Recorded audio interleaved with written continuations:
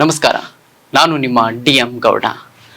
Pen drive ಪ್ರಕರಣದಲ್ಲಿ ದೊಡ್ಡವರು ದೊಡ್ಡತನ ಮೆರೆಯಬೇಕಿತ್ತು. ಮಾತೃ ಹೃದಯಿ ಕುಮಾರಣ್ಣನ ಮನಸ್ಸು ಕೂಡ ಸಂತ್ರಸ್ತೆಯರ ಪರವಾಗಿ ಕರಗಲಿಲ್ಲಬೇಕೆ? ಮಣ್ಣಿನ ಮಗನೂ ಕೂಡ ಒಕ್ಕಲಗಿತ್ತಿಯರ ಪರವಾಗಿ ವಕಾಲತ್ತು ವಹಿಸಲಿಲ್ಲಬೇಕೆ? ಅಪ್ರಬುದ್ಧ ಅಶೋಕ, ತಾಳ್ಮೆ ಕಳೆದುಕೊಂಡ ಕುಮಾರಣ್ಣ, ಕನಕಪುರ ಬಂಡೆಯ ಸಿಡಿ ನುಡಿಗಳು ಸಂತ್ರಸ್ತೆಯರ ಪರವಾಗಿ ಮಾತುಗಳಾಗಿ ಪರಿವರ್ತನೆಯಾಗಲಿಲ್ಲ ಏಕೆ? ಕರ್ನಾಟಕದ ಮೊದಲ ಹಂತದ ಲೋಕಸಭಾ ಚುನಾವಣೆಗೆ ದಿನಗಣನೆ ಆರಂಭವಾಗುವ ಹೊತ್ತಿನಲ್ಲಿಯೇ ಪೆನ್ ಡ್ರೈವ್ ಪ್ರಕರಣ ರಾಜ್ಯ ಮತ್ತು ರಾಷ್ಟ್ರ ಮಟ್ಟದಲ್ಲಿ ಬಹುದೊಡ್ಡ ತೀವ್ರ ಸಂಚಲನಕ್ಕೆ ಕಾರಣವಾಗಿತ್ತು. ವಿಶ್ವದ ಅತಿ ದೊಡ್ಡ ಲೈಂಗಿಕ ಹಗರಣ ಎಂದು ಹಲವರು ಬಣ್ಣಿಸಿದರು. ಈ ದೊಡ್ಡ ಹಗರಣದ ರೂವಾರಿ ಹಾಸನ ಲೋಕಸಭಾ ಕ್ಷೇತ್ರದ ಹಾಲಿ ಸಂಸದ ಪ್ರಜ್ವಲ್ ರೇವಣ್ಣ, ಈ ದೇಶದ ಪ್ರಧಾನಮಂತ್ರಿಯಾಗಿದ್ದ ಒಬ್ಬ ವ್ಯಕ್ತಿಯ ಮೊಮ್ಮಗ ಎನ್ನುವುದು ಕೂಡ ಅಷ್ಟೇ ಗಮನಾರ್ಹ ಸಂಗತಿ.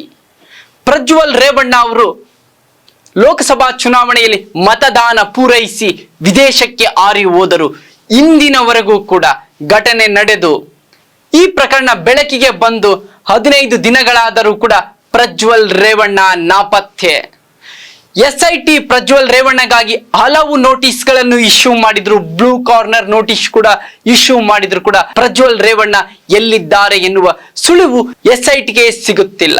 ಇದೇ ಪ್ರಕರಣಕ್ಕೆ ಸಂಬಂಧಿಸಿದಂತೆ ಸಂತ್ರಸ್ತೆ ನಾಪತ್ತೆಯಾಗಿದ್ದಾರೆ ಎನ್ನುವ ಸಂತ್ರಸ್ತೆಯ ಮಗನ ದೂರಿನ ಅನ್ವಯ ಶಾಸಕ HD ರೇವಣ್ಣ ಅವರ ಬಂಧನ ನಂತರ ಬಿಡುಗಡೆ ಪ್ರಕರಣ ಕೂಡ ರಾಜಕೀಯ ಗಜಪ್ರಹಸನಕ್ಕೆ ಕಾರಣವಾಗಿದೆ.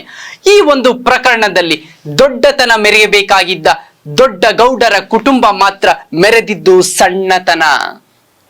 ರಾಜ್ಯಕ್ಕೆ ಮತ್ತು ಹಳೆ ಮೈಸೂರು ಭಾಗಕ್ಕೆ ತಮ್ಮದೇ ಆದಂತಹ ಗತ್ತು ಗೈರತ್ತನ್ನು ನೀಡಿದಂತಹ ದೇವೇಗೌಡರು ಹೆಣ್ಣು ಮಕ್ಕಳ ವಿಚಾರದಲ್ಲಿ, ಸಂತ್ರಸ್ತೆಯರ ವಿಚಾರದಲ್ಲಿ ಇದುವರೆಗೂ ಕೂಡ ಒಂದೇ ಒಂದು ಮಾತನ್ನು ಆಡಲಿಲ್ಲ.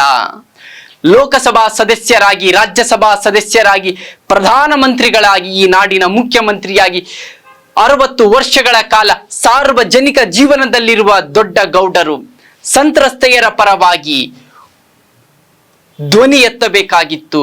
ಇದುವರೆಗೂ ಕೂಡ ಅವರ ಬಾಯಿಯಿಂದ ಹಾಸನದ ನೊಂದ ಸಂತ್ರಸ್ತೆಯರಿಗೆ ಧೈರ್ಯ ತುಂಬುವ, ಸಾಂತ್ವನದ ನುಡಿಗಳನ್ನಾಡುವ ಮಾತುಗಳು ಎಲ್ಲಿಯೂ ಕೂಡ ಬರಲಿಲ್ಲ. HD ರೇವಣ್ಣ ಜೈಲಿನಿಂದ ಬಿಡುಗಡೆಯಾದ ನಂತರ ಅವರ ಅಭಿಮಾನಿಗಳು ಪಟಾಕಿಯನ್ನು ಸಿಡಿಸಿ ಸಂಭ್ರಮಿಸಿದರು. ಈ ಹೊತ್ತಿನಲ್ಲಿ ಅಭಿಮಾನಿಯೋರ್ವ ಈ ಒಂದು ರಾಜಕೀಯ ದ್ವೇಷ ಬಂಧನಕ್ಕೆ ಇಡೀ ಒಕ್ಕಲಿಗ ಸಮುದಾಯ ತನ್ನ ತಾಕತ್ತನ್ನು ತೋರಿಸುತ್ತೆ ಎನ್ನುವ ಮಾತುಗಳನ್ನು ರೇವಣ್ಣ ಅವರ ಅಭಿಮಾನಿಗಳು ಸಾರ್ವಜನಿಕವಾಗಿ ನುಡಿದಿದ್ದಾರೆ. 2976 ಸಂತ್ರಸ್ತ ಮಹಿಳೆಯರಲ್ಲಿ ವಿಡಿಯೋಗಳಲ್ಲಿ ಒಕ್ಕಲಿಗ ಸಮುದಾಯದ ಅನೇಕ ಸಂತ್ರಸ್ತೆಯರು ಇರುವ ವಿಚಾರ ಆ ಅಂಧ ಅಭಿಮಾನಿಗೆ ಗೊತ್ತಾಗಲಿಲ್ಲವೇ? ಪ್ರಜ್ವಲ್ ರೇವಣ್ಣ ಕಾರಣಕ್ಕಾಗಿ ಅನೇಕ ಮಹಿಳೆಯರು, ಒಕ್ಕಲಿಗ ಸಮುದಾಯದ ಅನೇಕ ಮಹಿಳೆಯರು ಮಾನ ಗೌರವಗಳನ್ನು ಕಳೆದುಕೊಂಡರಲ್ಲ.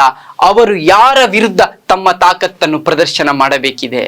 ಈ ಎಲ್ಲ ವಿಚಾರಗಳಲ್ಲಿ ಮಾತೃ ಹೃದಯಿ, ಸಾರ್ವಜನಿಕ ವೇದಿಕೆಗಳಲ್ಲಿ ಕಂಬನಿ ಮಿಡಿಯುವ ಮಾತೃ ಹೃದಯಿ ಕುಮಾರಣ್ಣನು ಕೂಡ ಸಂತ್ರಸ್ತೆಯರ ಪರವಾಗಿ ಒಂದೇ ಒಂದು ಹೇಳಿಕೆಯನ್ನು ನೀಡದೆ ಇಡೀ ತನಿಖೆಯನ್ನೇ ಹಳ್ಳ ಹಿಡಿಸುವ ನಿಟ್ಟಿನಲ್ಲಿ ಹಾದಿಗೊಂದು ಬೀದಿಗೊಂದು ಗೊಂದಲಕಾರಿ ಹೇಳಿಕೆ ನೀಡುವ ಮೂಲಕ ಪೆನ್ ಡ್ರೈವ್ ಅನ್ನು ಒಬ್ಬ ಮಹಾನಾಯಕ ಬಿಡುಗಡೆ ಮಾಡಿದ್ರು, ಹಂಚಿದ್ರು ಅನ್ನುವ ಹೇಳಿಕೆಗಳನ್ನು ನೀಡುತ್ತಲೇ ರಾಜ್ಯದ ಜನರ ದಿಕ್ಕು ತಪ್ಪಿಸಲು ಹೊರಟಿರುವುದು ಮಾತ್ರ ಕುಮಾರಸ್ವಾಮಿಯವರ ನೈತಿಕತೆಗೆ, ಅವರ ಮಾತೃ ಹೃದಯಕ್ಕೆ ಹಿಡಿದ ಕೈಗನ್ನಡಿ.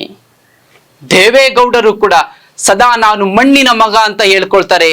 ಅದೇ ಮಣ್ಣಿನ ಮಕ್ಕಳ ಒಕ್ಕಲಗಿತ್ತಿಯರ ಮಾನ ಗೌರವಗಳು ಹಾಸನದ ಆದಿಯಲ್ಲಿ ಬೀದಿಯಲ್ಲಿ ಪೆನ್ ಡ್ರೈವ್ಗಳ ಮೂಲಕ ಹರಾಜಾದ್ರೂ ಕೂಡ ಒಂದೇ ಒಂದು ಮಾತನಾಡುತ್ತಿಲ್ಲ. ಜವಾಬ್ದಾರಿಯುತ ವಿರೋಧ ಪಕ್ಷದ ನಾಯಕರಾದ ಅಶೋಕ್ ಕೂಡ ಸಂತೆಯಲ್ಲಿ ನಿಂತು ಕೂಗುವವರಂತೆ ತಲೆ ಬುಡವಿಲ್ಲದಂತೆ ಮಾತನಾಡುತ್ತಿರುವುದು ಕೂಡ ಅವರ ಬೌದ್ಧಿಕ ಮಟ್ಟಕ್ಕೆ ಹಿಡಿದ ಕೈಗನ್ನಡಿ. ಎಲ್ಲ ಪ್ರಕರಣಗಳಲ್ಲಿ ಸರ್ಕಾರದ ಭಾಗವಾಗಿರುವ ಉಪಮುಖ್ಯಮಂತ್ರಿ DK ಶಿವಕುಮಾರ್ ಕೂಡ ಎಲ್ಲೋ ಒಂದು ರೀತಿಯಲ್ಲಿ ಉದ್ವೇಗಕ್ಕೆ ಒಳಗಾದವರಂತೆ ಸಿಡಿಮಿಡಿಯ ನುಡಿಗಳು ಸಂತ್ರಸ್ತೆಯರ ನೋವಿಗೆ ಧಾವಿಸುತ್ತಾ 1976 ವಿಡಿಯೋಗಳಲ್ಲಿರ್ತಕ್ಕಂಥ ಸಂತ್ರಸ್ತೆಯರಿಗೆ ಯಾವ ರೀತಿಯಲ್ಲಿ ಸಾಂತ್ವನದ ನುಡಿಗಳು ಈ ಮೂವರು ಒಕ್ಕಲಿಗ ಸಮುದಾಯದ ಪ್ರಭಾವಿ ನಾಯಕರಿಂದ ಮೂಡಿ ಬರುತ್ತಿದೆ. ಈ ಎಲ್ಲ ವಿಚಾರಗಳನ್ನು ರಾಜ್ಯದ ಜನ ಸೂಕ್ಷ್ಮವಾಗಿ ಗಮನಿಸುತ್ತಿದ್ದಾರೆ ಎನ್ನುವ ಸಣ್ಣ ಗ್ರಹಿಕೆಯೂ ಕೂಡ ಈ ನಾಯಕರಲ್ಲಿ ಇರದೇ ಹೋಗಿರುವುದು ನಮ್ಮ ದುರಂತ.